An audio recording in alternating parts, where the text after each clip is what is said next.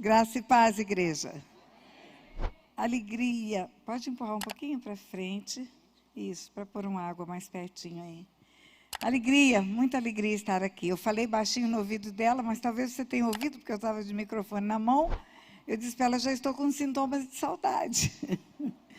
É verdade, porque vai chegando a hora de partir, você já pensa, poxa, daqui a pouco a gente está longe fisicamente, mas tem o mesmo espírito. No mundo espiritual não existe tempo e nem espaço. O tempo e o espaço são as leis da física.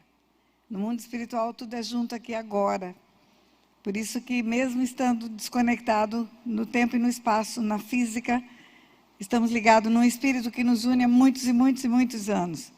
E cada vez que nos reencontramos é como se tivéssemos encontrado ontem. Volta aquela alegria, volta aquela euforia e a nossa família. Eu falo que o povo de Deus é a família na terra. Somos filhos de Deus. Se somos filhos do mesmo Pai, somos irmãos de verdade. Você só é meu irmão se você for filho do meu Pai. E se somos filhos do Pai, somos irmãos. E vamos viver juntos por toda a eternidade. Eu creio nisso. Eu quero compartilhar com você várias coisas na palavra de Deus, mas um texto para começar. Jeremias 29, versículo 11 em diante, até a primeira parte do versículo 14. Eu é que sei que pensamentos tenho a vosso respeito. O Senhor está dizendo, eu é que sei que pensamentos tenho a vosso respeito, diz o Senhor. Pensamentos de paz e não de mal, para vos dar o fim que desejais. Então me invocareis, passareis a orar a mim, e eu vos ouvirei. Então me invocareis, passareis a orar a mim, e eu vos ouvirei. Buscar-me-eis e me achareis, quando me buscardes de todo o vosso coração. Serei achado de vós, e farei mudar a vossa sorte. Eu quero que você repita comigo esse texto até aí, até essa parte A do versículo 14. Diga assim, eu é que sei que pensamentos tenho a vosso respeito, diz o Senhor, pensamentos de paz e não de mal, para vos dar o fim que desejais. Então me invocareis, passareis a orar a mim, e eu vos ouvirei. Buscar-me-eis e me achareis, quando me buscardes de todo o vosso coração. Serei achado de vós, diz o Senhor, e farei mudar a vossa sorte. Queridos, a pastora Amélia terminou falando de um Deus de promessas. Que promessa linda de Deus é essa na palavra? Que Deus lindo é esse? Quando estávamos adorando aqui, eu estava pensando, por mais que falemos da bondade dEle, por mais que exaltemos o nome dEle, ainda é pouco perto do que Ele faz e de quem Ele é. E essa palavra é uma promessa que tem um conteúdo de fazer tanto por nós. Quando ele diz, eu é que sei os pensamentos que tenho a vosso respeito, todo mundo tem um pensamento bom a respeito de si próprio. Todo mundo quer o melhor, todo mundo pensa o melhor, todo mundo planeja o melhor. E ele diz, meus pensamentos são melhores. São bem melhores do que os seus. Em outro texto, Isaías, ele fala, os meus caminhos são melhores. Quando você lê o Salmo 139, que Davi escreveu, falando da onipotência, onipresença, onisciência de Deus. Ele fala, o Senhor tem pensamentos excelentes a meu respeito. O plano de Deus para nós é perfeito. Quando fomos formados à imagem e semelhança dEle, e fomos colocados na terra através do começo da criação, em Adão, toda a criação foi feita. Deus fez um homem, e nesse homem a semente de toda a humanidade. Quando o apóstolo Paulo esteve em Atenas, no Areópago, que ele foi pregar aos atenienses, isso está em Atos 17, e ele foi pregar pela misericórdia que teve de ver a idolatria dos atenienses. E ele fala para os atenienses que o Deus que ele serve não pode ser formado por mãos de homens, porque esse mesmo Deus, de um só, fez toda a raça humana. De um só, ele fez toda a raça humana. Estabeleceu os tempos determinados e os limites da habitação. Tempos determinados é quando. Limites da habitação é onde. Então, em Adão, o primeiro homem formado à imagem e semelhança de Deus, estava toda a humanidade. Todos os quase 8 bilhões de pessoas que estão sobre a face da Terra hoje foram formadas. Quando ele formou Adão, ele formou a humanidade. Agora ele chama a existência as gerações. Isaías 41 diz isso, que ele chama as gerações à existência. E ele chama as gerações escolhendo onde e quando vai nascer. Eu nasci em 2 de fevereiro de 1948. Não foi por acaso. Não foi porque meu pai e minha mãe resolveram ter uma vida sexual e geraram um filho, uma filha. Não. É Deus quem me enviou para o ventre dela, da minha mãe, naquele tempo, porque o único portal legal para um espírito vir para a terra é pelo ventre de uma mulher. A única forma de Deus enviar espíritos para a terra é pelo ventre de uma mulher. Por isso que ele fala para Jeremias: antes que eu te formasse, eu te conheci. Você estava comigo antes de eu te formar. E antes que saísses do ventre da tua mãe, eu te constituí profeta às nações. Você já nasceu com um ministério profético, você já foi gerado para ser profeta. Como João Batista foi gerado para anunciar a vinda do Messias. Como Sansão foi gerado para acabar com a guerra com os filisteus, para tirar o poderio dos filisteus. Você nasce com um propósito determinado, você nasce no tempo determinado. Deus não joga dados, ele não faz apostas, ele cumpre um plano, um projeto. Davi, no Salmo 139, ele fala: o Senhor estava tecendo os meus ossos no ventre da minha mãe e já sabia todos os meus dias, quando nenhum deles ainda existia. A Bíblia fala que o pensamento não chegou à mente, ele já sabe qual é, ele conhece os afetos do coração. A palavra não chegou aos lábios, ele já sabe o que vamos dizer. Ele é um Deus que conhece tudo, ele é onisciente, ele é poderoso, ele é onipotente. Você sai lá fora, olha para o céu, vê zilhões de estrelas. Para ele criar todo o sistema solar, que é a nossa Via Láctea, planetas, estrelas. Para ele criar milhares de galáxias. Para ele criar seres, corpos celestiais que ainda nem foram vistos por telescópios, que nem foram criados. Ele só disse uma frase, ele disse: haja luz. Ele é todo poderoso. Ele é grande, ele é tremendo. E ele quer o melhor para nós. Sempre ele quer o melhor para nós. Toda dádiva, todo dom perfeito vem dele. Tudo que o homem pode receber, a pastora Amélia disse aqui, é do céu que veio. A tua força de trabalho, a tua capacidade intelectual, a porta de emprego que se abriu, tudo, absolutamente tudo vem do Senhor.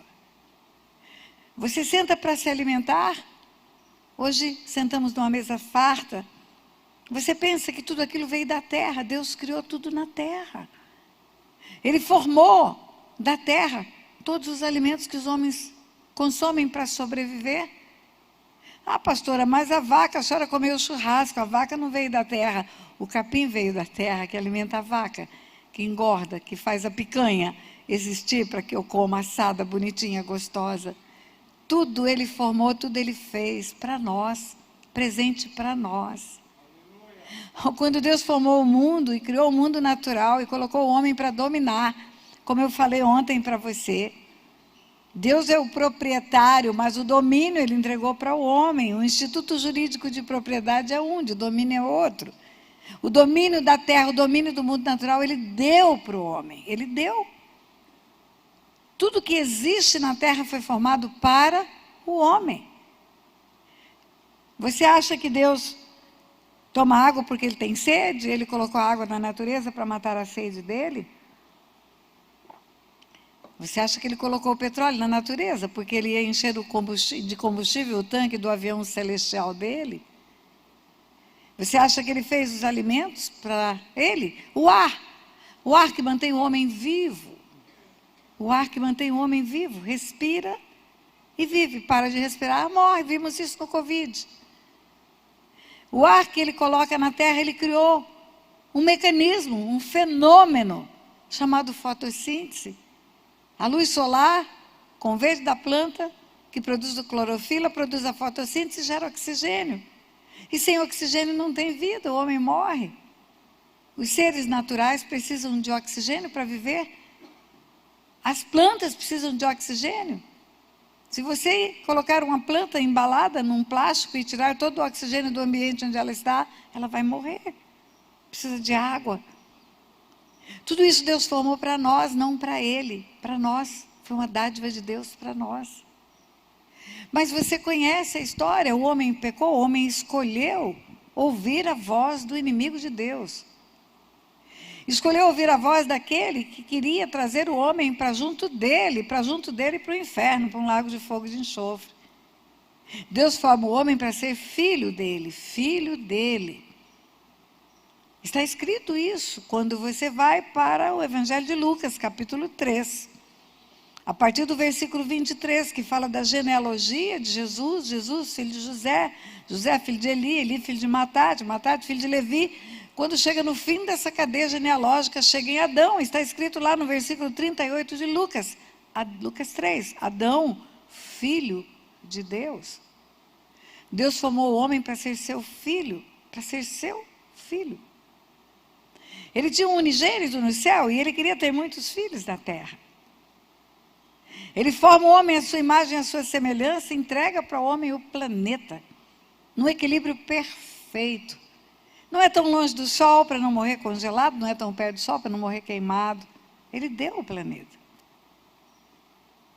Quando o apóstolo Paulo esteve lá em Atenas, no Areópago, ele faz um discurso, está em Atos 17. E ele fala, olha, o Deus que eu sirvo não pode ser feito por mãos humanas. De um só ele fez toda a raça humana. E a todos ele deu vida, respiração e tudo mais.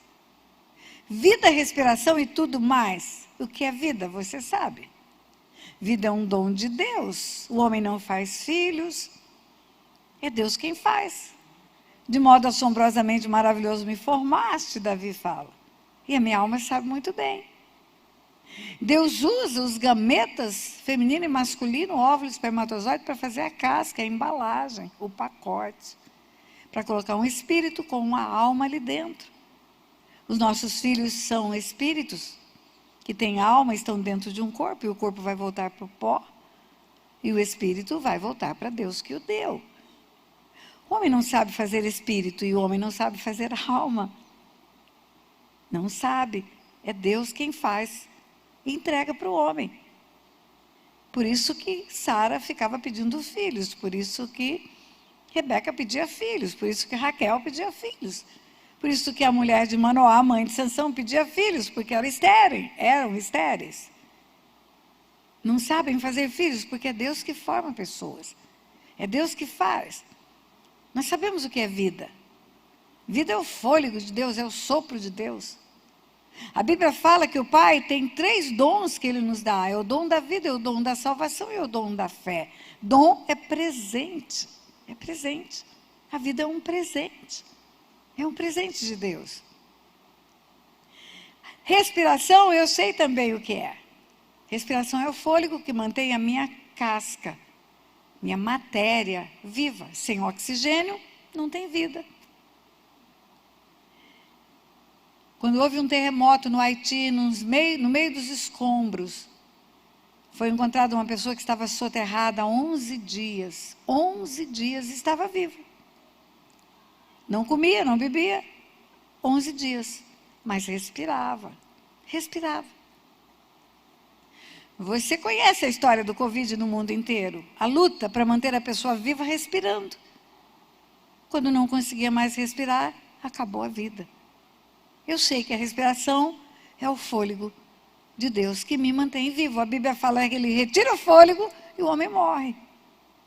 Qualquer médico sabe que para atestar a morte é quando para de respirar. Parou de respirar. Acabou. Mas o apóstolo Paulo fala que ele dá vida à respiração e tudo mais. E o que é o tudo mais? Eu já preguei várias vezes sobre o tudo mais de Deus. O tudo mais de Deus é a bondade dele sobre nossas vidas, fazendo tudo o que precisamos. Tudo o que precisamos, até o que não precisamos. Tudo o que esperamos e até o que não esperamos. Tudo o que buscamos e até o que não buscamos. Tudo. Tudo, absolutamente tudo. Quando Jesus estava andando no meio dos homens, ele tinha os discípulos que ele escolheu para andar com ele. Primeiro escolheu 12, depois outros 70.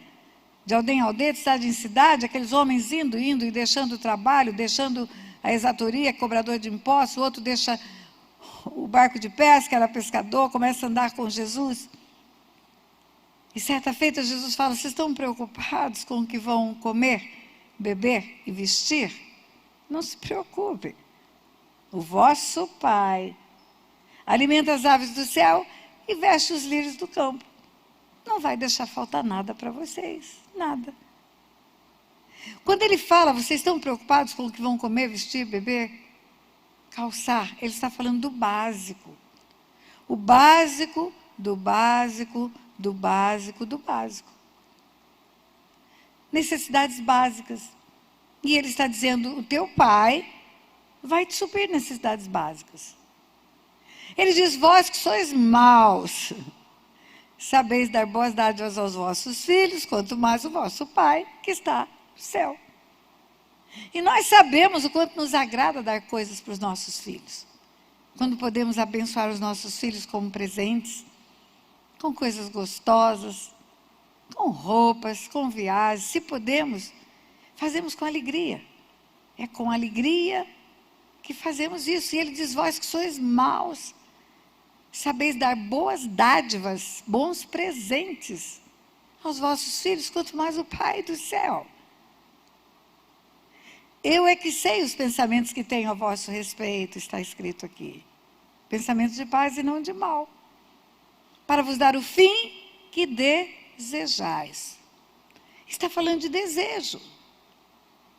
O básico do básico são necessidades supridas por Deus, porque Ele é Pai.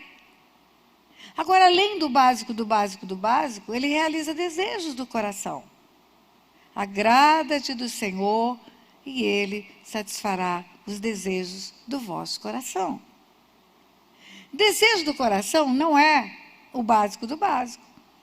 Desejo do coração pode ser uma viagem, pode ser uma casa nova, pode ser um negócio excelente. Pode ser algo que você não tem, mas que você sonha em ter. São sonhos. Agrada do Senhor e Ele satisfará os desejos do vosso coração. É muito interessante porque desejo do coração, às vezes você não percebe que Deus está realizando. Você não entende que Ele está realizando. Você até, pai, pode admitir que seja uma coincidência. Pela primeira vez eu vou contar, falando sobre esse assunto, porque eu falo muito sobre Deus realizando desejos do coração. Eu vou contar um mimo de Deus que Ele me fez, passando por essa cidade. Quando vinha antigamente, eu ficava hospedado na casa da irmã Rania. Irmão Aziz e irmã Rania. Eles tinham um comércio, eles tinham uma loja, vendiam roupas de cama, de mesa, de banho, presentes. E quando eu vim para cá, eu vim para fazer uma parada aqui e depois iria para Belo Horizonte. Ficaria lá quase um mês pregando numa igreja que foi a igreja onde fomos consagrados pastores, Igreja Batista da Floresta, em Belo Horizonte.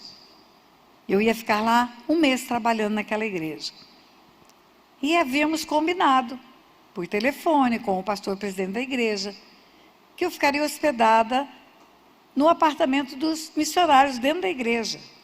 um apartamento com toda a estrutura, tudo de bom. Eles supririam tudo, geladeira, tudo. Um hotel 5 estrelas. Mas eu ficaria mais resguardada, mais confortável. Eu achei muito bom. Porque estar trabalhando já ficava lá hospedada. E aí, a primeira combinação é que eu ficaria sozinha. Só eu ia ocupar aquele apartamento. Eu já estava aqui em Jales, e daqui iria para lá, quando eu recebi a informação que eu não ficaria sozinha naquele apartamento, que ficaria comigo um casal ele juiz, ela pastora, um casal de irmãos que iam ficar comigo 2, 3 dias, depois eu ficaria sozinha o restante do tempo. Só que eu já sabia que o apartamento tinha 2 quartos e tinha um banheiro comum para os 2 quartos. E eu pensei, se eu soubesse antecipadamente que eu ia ficar hospedada numa casa para dividir um banheiro com um casal, eu teria levado um penhoar, um hobby, um roupão de banho, para poder ir para o banheiro só com o roupão, não precisa levar toda a minha roupa para trocar, não precisa levar todo o aparato que uma mulher leva para o banheiro. Eu faria com prática, levaria um roupão de banho. Primeira oportunidade que eu tiver de sair em Belo Horizonte, eu vou sair para comprar um roupão, então, porque não fiz planejamento disso. Como eu gostaria de ter sabido antes. Parece uma bobagem? Muito bem. Na hora de viajar, irmã Rania me entrega uma caixinha mais ou menos dessa espessura, quadrada, quase como aquela embalagem da placa que eu recebi. E ela me entrega aquela caixinha. Irmã Tânia, é um presente para você. Eu já estava pronta para sair para o aeroporto. Aquela caixa parecia uma caixa de bombom. Exatamente como uma caixa de bombom. Leve, bem embrulhadinha. Eu falei, não vou desembrulhar. Vou botar na minha malinha de mão e desembrulho quando chegar lá em Belo Horizonte. Agradeci a irmã Rania, beijei a irmã Rania, agradeci a hospedagem, agradeci o carinho e fui-me embora para Belo Horizonte. Cheguei lá em cima da hora de pregar. Já ia pregar naquela noite, a minha primeira pregação na igreja. Do aeroporto para a igreja, não mexi em mala, não mexi em nada. Da igreja, eu chego na casa e já chego com o casal que ficou hospedado na mesma casa. Porque eles já estavam lá, já haviam chegado. E aí eu pensei, vou comer o meu bombom. Abri a mala. E não tinha um bombom, tinha um penhoar de seda dentro daquela caixa. Tinha um penhoar de seda, muito composto, muito bonito, muito fino. Dobradinho, ficou pequenininho do tamanho daquela caixa. E eu falei, Deus, o Senhor sabia que eu precisava de um penhoar. O Senhor sabia que eu precisava de um roupãozinho. E o Senhor providenciou isso. Primeira oportunidade, eu liguei para a irmã Rania. Irmã Rania falou para mim assim, sabe, pastora Tânia, eu não ia dar esse penhoar para você, eu ia dar um echarpe de botar no pescoço. Estava fazendo frio, sim, aqueles dias. Ela falou, mas eu já estava embrulhando a echarpe, já estava colocando na caixa. E tinha um manequim com esse penhoar. E eu olhei para o manequim e eu vi você. Era você que estava com o penhoar. Ela falou, eu acho que Deus está querendo que eu mude o presente. E botei o penhoar ao invés da echarpe. Queridos, isso parece loucura. Você falar que é Deus que está dando penhoar, mas Ele realiza desejos do coração. Ele nos surpreende, Ele nos dá muito mais do que você pode imaginar. Ele está preocupado com você, Ele cuida de você. Mas isso ainda é pouco,